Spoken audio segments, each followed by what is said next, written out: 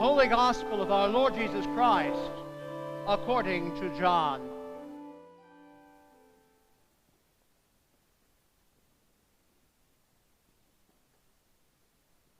Now a certain man was ill, Lazarus of Bethany, the village of Mary and her sister Martha. Mary was the one who anointed the Lord with perfume and wiped his feet with her hair. Her brother Lazarus was ill. So the sisters sent a message to Jesus. Lord, he whom you love is ill. Jesus heard it. This illness does not lead to death. Rather, it's for God's glory, so that the Son of Man may be glorified through it. Accordingly, though Jesus loved Martha and her sister and Lazarus, after having heard that Lazarus was ill, he stayed 2 days longer in the place where he was.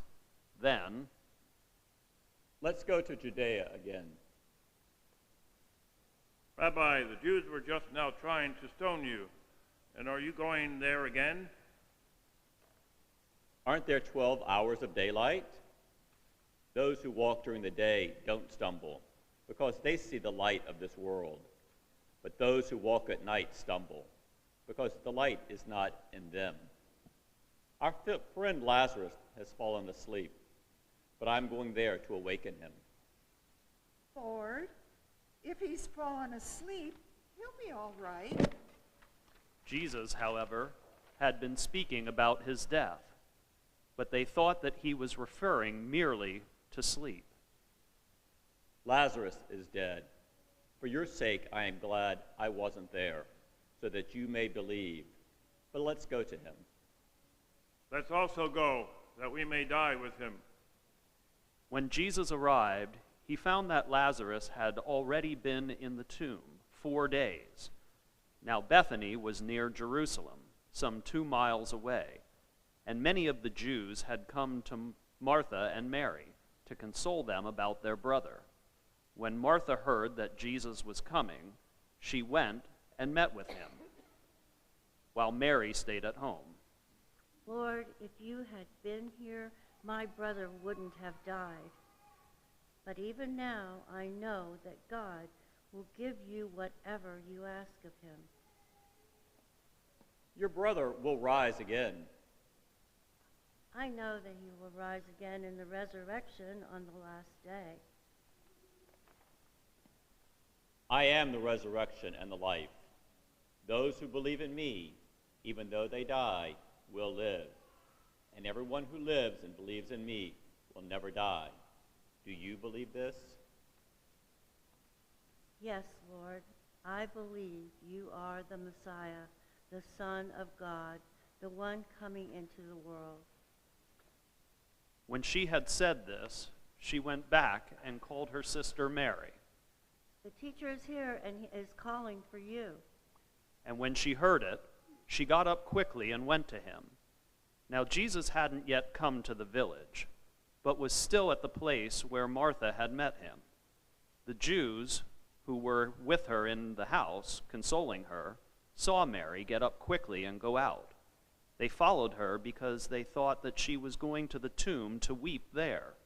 When Mary came where Jesus was and saw him, she knelt at his feet. Lord, if you had been here, my brother would not have died. When Jesus saw her weeping, and the Jews who came with her also weeping, he was greatly disturbed in spirit and deeply moved. Where have you laid him? Lord, come and see. Jesus wept. The Jews noticed. See how he loved him. Couldn't he who opened the eyes of the blind man have kept this man from dying? Then Jesus, again greatly disturbed, came to the tomb. It was a cave, and a stone was lying against it. Take away the stone. Lord, already there's a stench because he's been dead 4 days. Didn't I tell you that if you believed, you would see the glory of God? So they took away the stone, And Jesus looked upward. Father, I thank you for having heard me. I knew that you always hear me, but I have said this for the sake of the crowd standing here, so that they may believe that you sent me. Lazarus, come out. The dead man came out, his hands and feet bound with strips of cloth, and his face wrapped in a cloth. Unbind him and let him go. Many of the Jews, therefore, who had come with Mary and had seen what Jesus did, believed in him. The Gospel of the Lord. Praise be to thee, O Christ. Jesus was deeply disturbed, it says, and Jesus wept. In the narrative, it says, it was so profound, it caused the crowd to remark, see how much he loved the man. So, and this is an interesting point for us to make, because this is at once the human dimension of Jesus,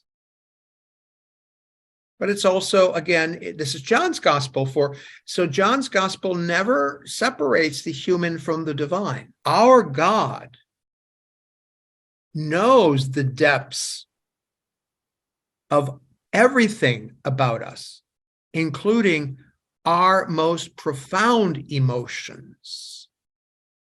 And that one of the reasons this is such a key story for us in terms of the narratives of the gospel is it shows that when, for example, we are in that state, when we lose someone and we are in that state of grief, that God is right there with us.